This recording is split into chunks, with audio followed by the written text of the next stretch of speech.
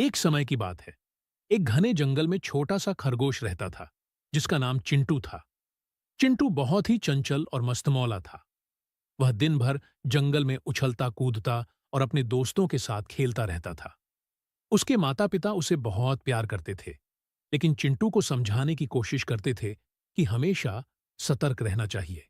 एक दिन चिंटू के दोस्त कछुआ, जिसे सब धीरे धीरे चलने के कारण ताना मारते थे, ने चिंटू को एक दौड़ की चुनौती दी।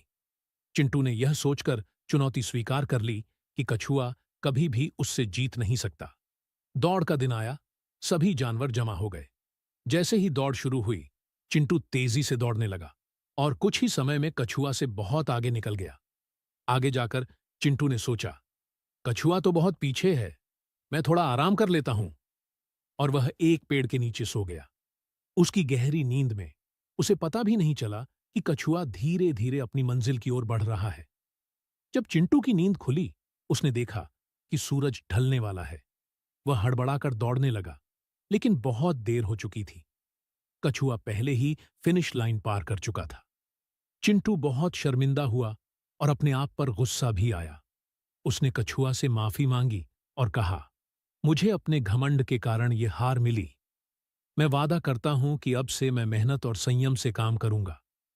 कछुआ ने मुस्कुराते हुए कहा, महत्वपूर्ण यह नहीं है कि आप कितनी तेजी से चलते हैं, बल्कि यह है कि आप कितना धैर्य और निरंतरता से चलते हैं।